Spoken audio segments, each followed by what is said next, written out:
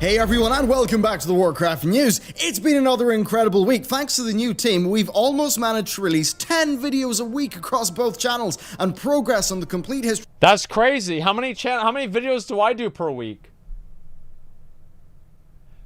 How many videos do I do per year? I think that's a better question. Probably like, what, 2? Yeah, 2 or 3.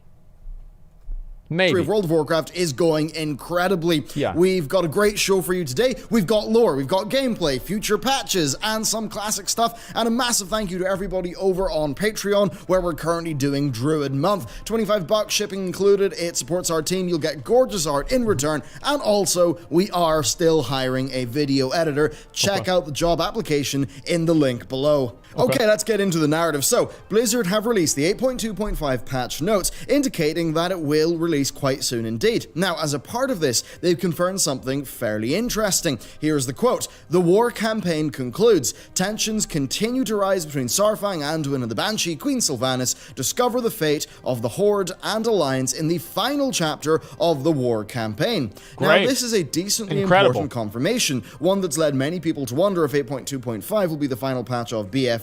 More on that aspect later. It's not. Narratively, though, there are a few implications here. The most direct one is that the war will end, freeing us up for a linear end to the expansion, just like how the Class Order Hall campaigns ended before patch 7.3. Now, narratively, this means that the new status quo between the factions will be reached before 8.3. So, what will that new status quo be? That's the big question here. We know that Blizzard have 2 encrypted cinematics, and Muffin has tweeted, the revolution will not be data mined, so they're clearly going to serious lengths to keep this covered up. Thank fucking God. Finally, they're realizing the fact that whenever everything gets fucking data mined, it lowers the anticipation for the patch. It's like, imagine like if you go to the movie and it's like you go to Infinity War and they're like, Thanos, he's gonna do it.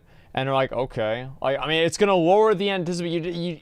You want to go into it not knowing what's gonna happen. That's part of the excitement. It's part of the excitement. Now, of course, we all expect that Sylvanas is going to attack Thunder Bluff. That just makes complete sense. So will we just see a climactic confrontation with no funny business, a simple clashing of forces with a clear victor emerging who establishes the new status quo? I really don't think so, because if they did that, it would just be the Siege of Orgrimmar story all over again, but without the raid. Of course they... What, do you put that past them? Does Beliar really put that past them? Oh, they would never do that?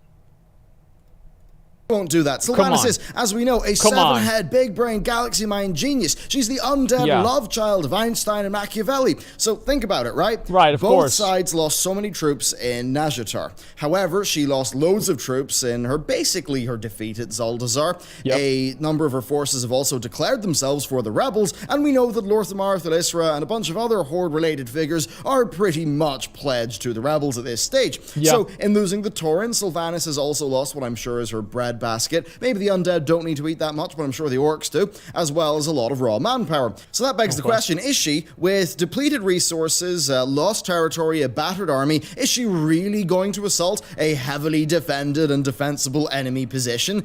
Yeah, of course. Probably not. Of course she is. Like, what do you mean?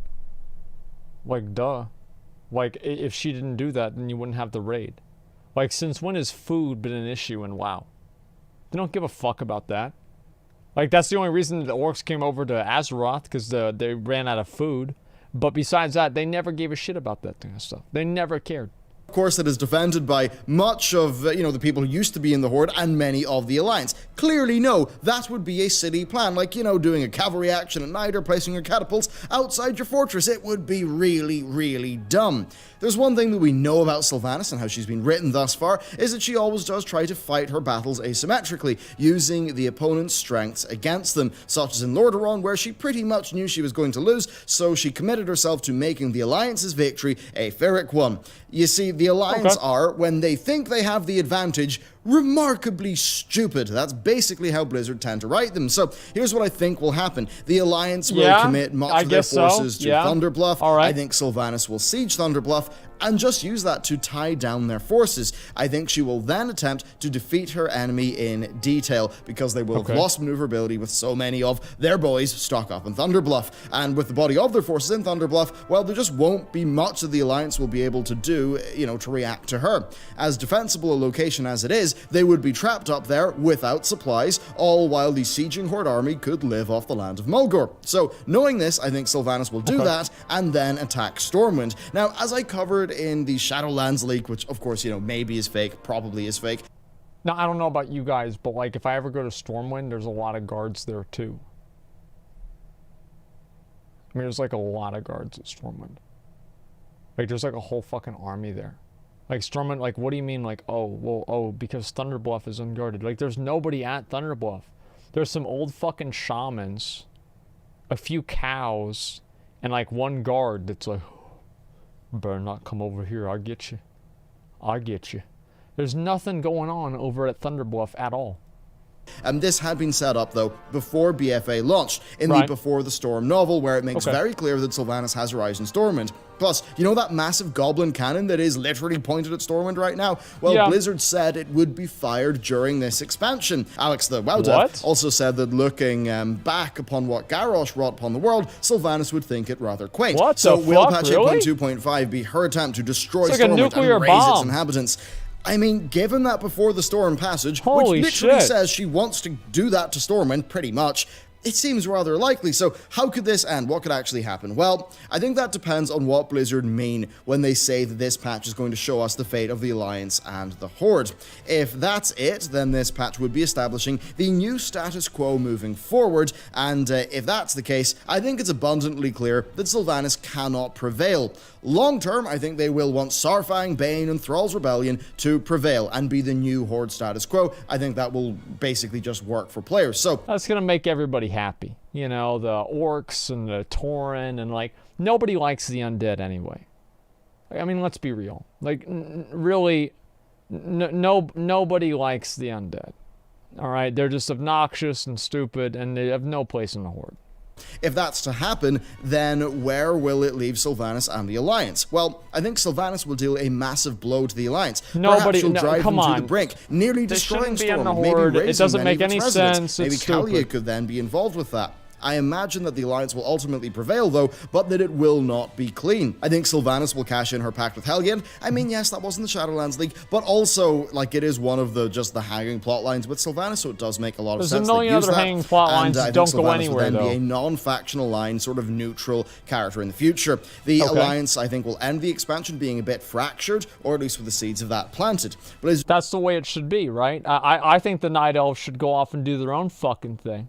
If they're going to do this thing where, like, people can play in different factions, I wish there were sub-factions with, like, the Night Elves and the fucking Alliance. I don't like this whole idea where everybody's on the same side. Maybe I just played a little bit too much Warcraft 3, but that's the way that I look at it.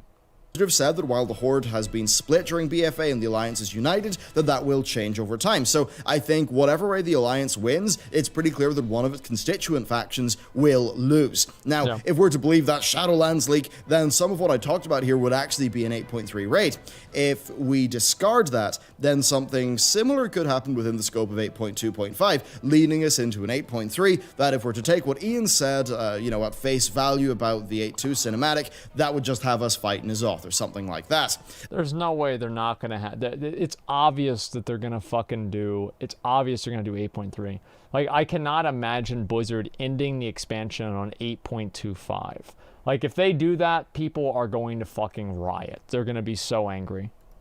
Then look, I know that this Shadowlands thing has totally, like, sowed a few seeds in our minds, but a part of me seeing that wonders, like, if Blizzard were to do the Shadowlands and the Dragon Isles, would that just be 8.3 and not an expansion? I mean, it certainly would be equal to the Argus of BFA. But anyway, what do you think about these plot lines? What do you think is going to happen? I don't know about that, dude. Going to that contain? Seems like a little bit Let much. me know down below, and let's move on. Okay, so what's 8.2.5 actually going to bring us? Well, first, of course, we've got the war campaign. Now, we've got no idea how long this is going to be. It's not been on the PTR. It has not been data bottom mind, they really are keeping that under tight wraps. I imagine, though, it will be fairly chunky. At least I hope it's going to be, because the narrative is clearly going to be one of the main draws for this patch. Still, all that lore to cover. We've got 2 cinematics that have a combined runtime of over 9 minutes, so it's sure. It's disappointing that, like, the lore in the game is actually pretty good.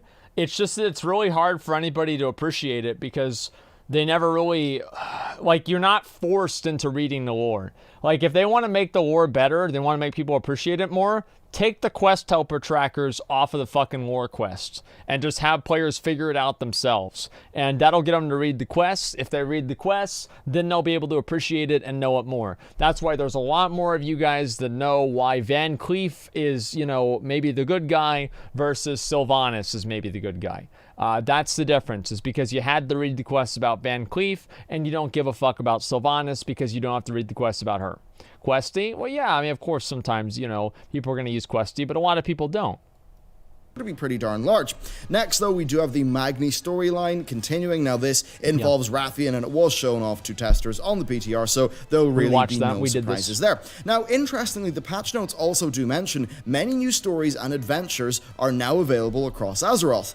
That's rather mysterious. I don't actually know what these new stories and adventures are, so it's possible we could be in for a launch day surprise, or that maybe things will unlock over time. I really hope so. Blizzard might do that. They do like to eke their patches out. Now, this patch also adds in the Firelands Time Walking and the Honeyback Harvester Alliance mount. Amazing. Plus just the faction around that. Wow. And then on a time-limited basis, of course, the anniversary event. So you'll log in to find a Nefarian Battle Pet, an event-lasting experience and reputation boost that I presume will be 15%, a firework, and then a teleporter. I'm probably going to try to level up some characters during the event. too. Now, in the caverns, you'll find the new Memories of Azeroth raids. Now, even though you have to go, I mean, even though you do go to the caverns with that teleporter, those raids are LFR. So, I mean, I think they'll be neat to do once. You'll probably do them to get the new Obsidian World Break. I'm disappointed about that. I wish they made the content a little bit more exciting and difficult, because right now, whenever it's just LFR content that you just go through and it's not a big deal, who the fuck cares about it? Like, I don't feel good about completing any of that content at all.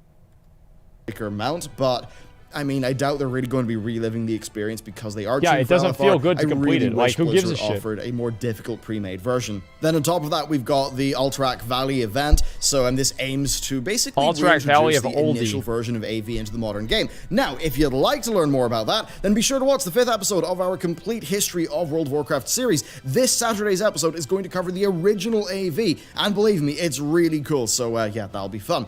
And then we're also, of course, getting the Worgen and Goblin model updates. Next, though, we've also got Party Sync. So we've already done a full preview feature on our preview video on this feature, but yeah, you can get the full details there. The core of it, though, is that if you party up with a low-level friend, you can just click the Party Sync button. The higher-level player will be scaled down to the max level bracket of the lower-level player. So if a lowbie is level 30, the max level player will be level 60.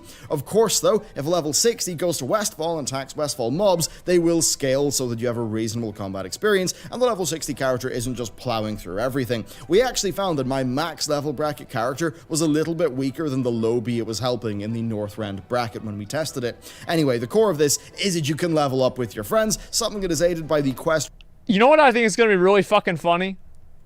Is whenever you're using this like party sync thing, and you're level 60, you're scaled down to 60, but you're actually 120 with like full mythic raid gear, and like a random level 70 comes around and kills your character, who's actually a level 120 mythic fucking raider character, just because your party synced all the way down to fucking 60. I don't know why. I just think that's going to be so fucking funny the first time that happens. Replay feature that will let you replay most quests once per day while helping a friend. Doing so will give you the chance of a gear loot box that is scaled for your level. Loot box. They wow. then have also relaxed the restrictions for dungeons in terms of levels, and that does allow higher level players to scale down to and complete lower level dungeons, which is a pretty nifty feature. Yeah, now, all of this makes a lot of sense because of the reintroduction of Recruit a Friend, one that is updated to be, well, I mean, more rewarding with like more interesting stuff, more exclusive rewards, and it's something that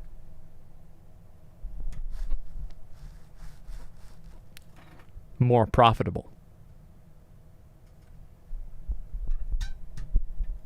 It's fairly transparent. While it will be fine for many of the people who will just use Recruit a Friend when they're having a new friend play the game, they have done a few things like making it so that you instantly get the rewards upon game time being purchased. So it is totally catered to impulse purchasers. Plus, loads of people have resubbed already for Classic. So everything I think a lot of people are going to be making dummy accounts, getting stupid people to give you money. Now, I've covered this before. That's what it's all There's about. not much else to say. It's Blizz making more money. That's how it goes. Now, that's the main features, but what about the rest? Honestly, going through the patch notes, there's not a great deal. We've got the Black Market Auction House having new enchantments, transmog gear, and mounts. Then the Black Market Auction House containers now actually creating the item before they're viewed. I wonder if that's Blizzard trying to fix an exploit or something. So there's that. I don't know what the exploit that is. I wish I did. Requirements have been removed up to the Fall of Zuldazar, and you no longer need a Nazjatar companion really good at level 3 in order to clear the Bane quest. So it's pretty obvious that Blizzard just want you to be able to play the entire war campaign on a fresh character from start to end once this patch comes out. Then bar bug fixes, that's basically it, but we'll just have to see if there are any undocumented changes that do make it in. Okay, so with all that covered, let's talk about the 8.3 cancellation speculation, something that I think mostly exists because back in Warlords of Draenor, they did cancel 6.3 in order to basically just cut their losses from that expansion and move on to Legion. Which was a good idea, by the way. Finishes the story, it certainly would make it possible. So here's why. It is actually possible to make this add up. You see, patch 8.2 was, in terms of its relative release date, closer to the timing of patch 7.3, which was Legion's final patch. Plus, I think that 8.2 is a bit more replayable than 7.3, and 8.2.5 is larger than anything that came after 7.3. Now, if Blizzard abandoned BFA and went for an early August 2020 release date for 9.0, then it would pretty much be just like the 7.3.5 to Legion gap in terms of... I don't know if they should cancel BFA. I don't think they should cancel BFA and just move past the expansion. I think they should finish off and like iterate on the systems and make the systems actually good so they can take them forward into the next expansion. Because right now, I mean, they've made Azerite better. They've made some of the other gearing better. And I think they should focus on making this better before they just scrap everything and try something completely different. It's a bad idea, in my opinion, for them to just completely reset everything every other 2 weeks. Or not 2 weeks, 2 years. That's a huge mistake, in my opinion. I think like Path of Exile, the way they do it, and they have the content build on each other, I like that a lot more. I think that is 1,000 fucking times better. The release dates. It would be far from ideal, but you could see the logic given the poor reception of BFA and how BFA already is a few months behind schedule. So this plan is something they could do if they still wanted to quite easily hit their summer 2020 expansion release date, because here's the thing, doing patch 8.3 this January and then having to simultaneously do the 9.0 beta for an August expansion release date, I mean, that would be a lot of work. I kind of find that hard to... I just find it hard to see them doing that. But of course, they totally could do that. Who knows? Maybe they've hired more devs. Anyway, this would basically mean, though, that BlizzCon would be a regular expansion announcement. So is that timeline possible? Yes, it is. But it's equally possible that we'll see 8.2.5 drop early October, and then we'll see Ian and Jeremy do a live stream in maybe mid to late October. They're obviously going to fucking do this. They're obviously going to bring it out before BlizzCon. That way they can have BlizzCon hype up the end of BFA and then announce the new expansion after that. That's what's going to happen. And they need to have it come out beforehand, and they need to have the big plot, the plot device or the plot event happen before BlizzCon, because they don't want to have what happened with Legion and like going into BFA happen, right? Where BFA gets announced and nobody even knows what happens at the end of Legion. That announces patch 8.3 just ahead of BlizzCon. This would then allow them to have BlizzCon focus on the next expansion, as is normal. I can't wait to play D4, would man. Release next January, I cannot wait and then to play we'd maybe D4. see a September release date, maybe in October. I'm gonna be honest, like, whenever D4 comes out, I'm gonna go hard on that game. Like, I'm gonna go really fucking hard at the game. They're not gonna do Diablo Immortal 2, right? I mean, like, they're gonna announce Diablo 4 at this BlizzCon, right? I mean, you really think they're not gonna do it? They are obviously going to announce Diablo 4. Okay, like, I'd like to try it out and at least see how the game is. I'll probably grind that game for a while. I don't know how long I will, but I could really see myself enjoying it a lot. Like, I played the original Diablo 3 all day, every day. Release date for the next expansion, but I suppose the closer they get to that end of year release window, the more competition they will face. Now, it's just about I mean, how much do they think that World of Warcraft even, faces competition from those other titles? Now, given how WoW does rely heavily on expansion launch spikes, it is true that competing with other AAAs might be tricky there for them. Anyway, point is, they don't want to do that. Just make the game good, and then people won't quit. Like, the problem is not getting people to play, because you just bring out a new expansion, they all start playing again. The problem is making sure they don't quit.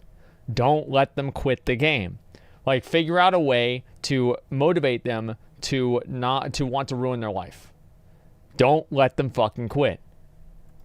They may have to push the release date back a little bit in order to facilitate the beta testing period if 8.3 was going to be January. But even if they did do that, I think we'd probably be in for a shorter kind of final patch to next expansion gap. I've got to imagine that Blizzard pretty quickly last year thought, oh dear, we have massively messed this up, and probably scrambled to get some sort of workable plan. So, I mean, I do have a feeling that the worst days are actually behind us here, but it certainly is an odd situation. It is unfortunate that it does pretty much all stem from the fact that BFA was not really that well received and did launch with so many fundamental issues. Yes. I guess it's all just about trying to work out, why did BFA have those issues when Legion was received so well? And because people gave feedback on, well, for one, here's why, is because Blizzard didn't listen to any of the feedback that players gave about the systems. People fucking hated everything about Azerite, and Blizzard dragged their feet for the entire fucking beta process, the entire alpha process, and they basically time-gated expansion features for like 8 months. Like, just now we're getting the Heart of Azeroth in the way that it should have been on release. Just now we're getting, the Azerite gear in the way that it should have been on release. Like, all of these things should have happened at the very fucking beginning, and players wanted them. And Blizzard didn't even say like, yeah, we're working on it or anything like that. They didn't even say that. They were like, hey, this is the way it's going to be. They released the expansion in a way that nobody wanted. Legion, they spent more time on it because they gave up on WoD halfway through, so they had more time to work on the expansion than they naturally would. And Legion was only really well received, in my opinion. I think if Legion came after Mists of Pandaria, people would have thought Legion sucked. The reason why people thought Legion was so great is because it came after WoD. It's like, as I said, if it's like 2 fucking ugly girls and like 1 hot girl, you're going to see the hot girl and you're like, oh my God, she's fucking amazing. But really, she's like a 6 and the other girls are like 3s. It's because BFA and WoD sucked, and, Legion looks better than it comparatively would. That's why. That is fucking why. And I'm sorry to say, no, really, that's why it is. They're going to see Legion, they're like, wow, it's better than what we had, and it's better than what we have, so you know what? It's great. Legion had some great things with it, but don't fucking tell me that it was this amazing, perfect expansion. It had 1,000 things wrong with it, too. And Legion had 1,000,000 things wrong with it at the beginning, too. Remember the Legendaries? Those were terrible, right? BFA sucked because Blizzard did not listen to the players. Didn't listen to players at all. Right? And they didn't even listen to, like, Blizzard, if players say we want B, Blizzard does not have to do B. But they have to do what players mean whenever they say B. Blizzard didn't do that. Blizzard did. They had no idea. They fucked up. And when they got such clear feedback throughout the beta testing process, yeah, what made them decide to just, launch with the systems that they clearly knew were pretty flawed? Or maybe was it just a lot of hubris and they did not know that those features would be received as poorly as they were? Certainly is an odd situation, but finally, let's just round this off with a little bit of talk about layering. So basically, right, there was there was a pretty massive exploit. Here we go. I mean, in some ways, it does fundamentally ruin aspects of Classic with layering, where essentially you could exploit layering you could go in, you could kill Ragnaros, then you could basically work out swapping to another layer and kill Ragnaros again. And that would mean that you could kill raid bosses twice in a lockout. You could use this in dungeons to just farm the same boss again and again. I think the people doing that, I mean, it's such a clear exploit. Blizzard have released their justification for why they are issuing bans for this. I think those bans are absolutely right. Absolutely right. I mean, Classic is a game where right. Just the integrity, right, is so important. And if you have the loot economy being broken by a small number of people, that really does break the integrity and the progression curve of Classic. So overall, it's very unfortunate that that happened. It's quite wild that Blizzard did not catch this problem in their testing. That's just a bit crazy to me, but I am glad that Blizzard are going hard on this. Well, that's because they didn't do any testing. Because that's why. if somebody is exploiting that layering, they obviously know that's in. They did a lot of advertising. They were like, wow, let's give every streamer beta. And that's great. I think that's smart to give every streamer beta. That's a really good idea. But here's the problem, is you have to give testers beta too. They should have invited all the streamers. They should have invited Pokimane. They should have had Pokimane play Classic WoW for a day or two. Maybe a few of our fans have never seen it before and they'll try it out. You know, that's a great idea. But the issue is you also want to invite Bill. Bill, the beta tester, who's been reporting bugs ever since the Wrath of the Lich King beta. You know, like, come on. Entirely against what Classic is supposed to be. Yes. And it clearly is an exploit because it's clearly not supposed to work that way. So that's basically my thoughts on that. I think unfortunate that it happened. I'm a bit surprised that Blizzard actually just allowed that to happen. I'm not. That it wasn't caught in testing, but I'm glad that Blizzard are coming down pretty much like a ton of bricks on them. I think that's the right call. And with all that said, that is it for today's rather long episode of the news. We certainly did cover a whole load of topics. If you'd like to support our team, then you can check out the Patreon, $25 a month, shipping included. You've got a bunch of really cool stuff. The tier 3 and, sub. I suppose if you'd like to be a member of that team, and I mean, especially if you're in Northern Ireland, do check out our job posting down below for a video editor. With that, thank you very much for watching, and I will see you next time. It's really impressive that Bellier has done so much with what he has here. Really is, regardless of anything else. That is definitely impressive.